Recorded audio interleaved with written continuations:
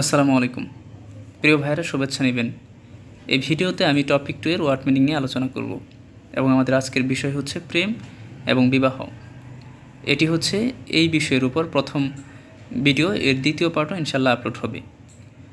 প্রতিদিন সকাল 9টা থেকে 10টার মধ্যে আমার চ্যানেলে এবং ফেসবুক পেজে টপিক 2 এর ওয়ার্ড মিনিংগুলো আপলোড করা হবে।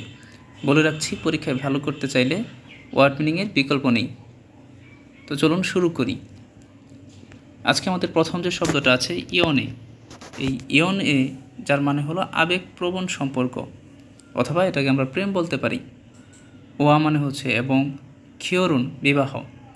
তাহলে ইয়ন এ ওয়া খিয়রুন, প্রেম এবং বিবাহ।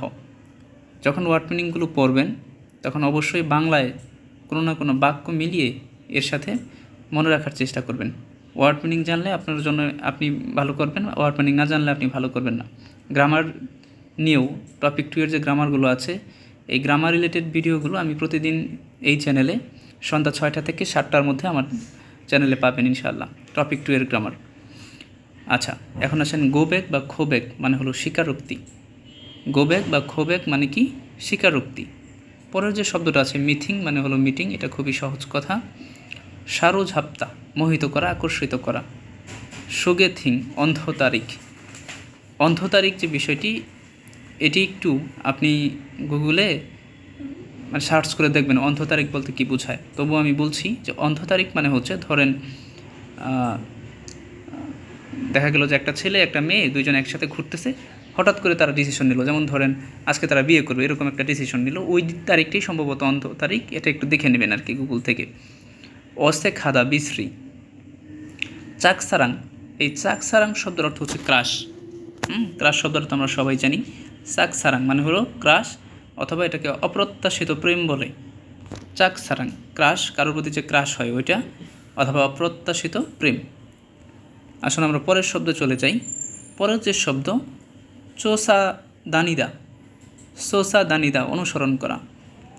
তাহলে সোসা দানিদা মানে হলো অনুসরণ করা। সৎসারাং প্রথম ভালোবাসা। সৎসারাং প্রথম ভালোবাসা। সৎ মানে প্রথম আমরা জানি, সারাং মানে ভালোবাসা। পরের যে শব্দটা আছে হান্নুনে ফানহাদা বা বানহাদা, প্রথম দেখাতেই ভালোবাসা। হান্নুনে ফানহাদা প্রথম দেখাতেই ভালোবাসা। আমরা জানি হান মানে এক, নুন মানে চোখ, এভাবে একটু বুদ্ধি করে মনে রাখবেন। আচ্ছা, পরে আসুন। এখানে দুইটি শব্দ, একটি হলো নোসনীয়, আরেকটা হলো নোসঙ্গাক। নোসনীয় পুরনো দাসী বা পুরানো দাসী, নোসঙ্গাক পুরনো ব্যাচেলর। আচ্ছা, তো চলুন আমরা পরের শব্দটা শিখি। পরের যে শব্দ সেটি হচ্ছে থোক সিনজা বা দোক সিনজা, যার মানে হলো সিঙ্গেল, একক।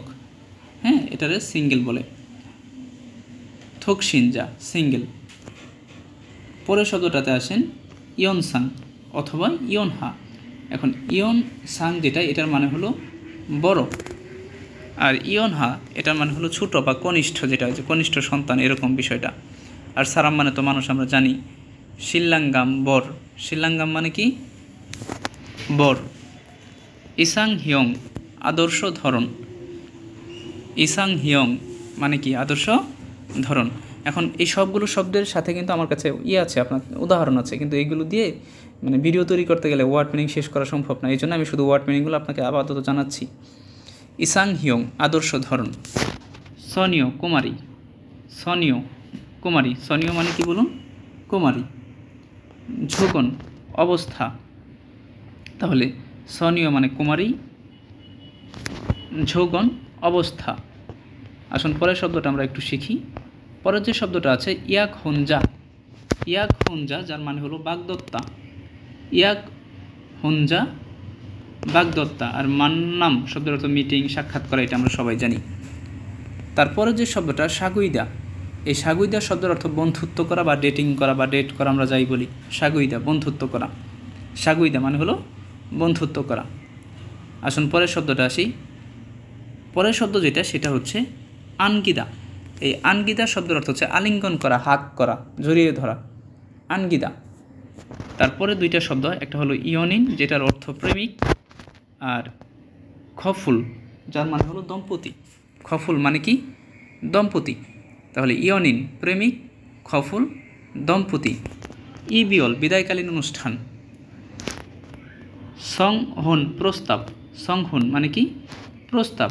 হেওজিদা ডিভোর্স, হেওজিদা ডিভোর্স, হেওজিদা মানে হলো ডিভোর্স। এই হচ্ছে ভাই আমাদের 31টি ওয়ার্ড এখান থেকে আমরা শিখলাম।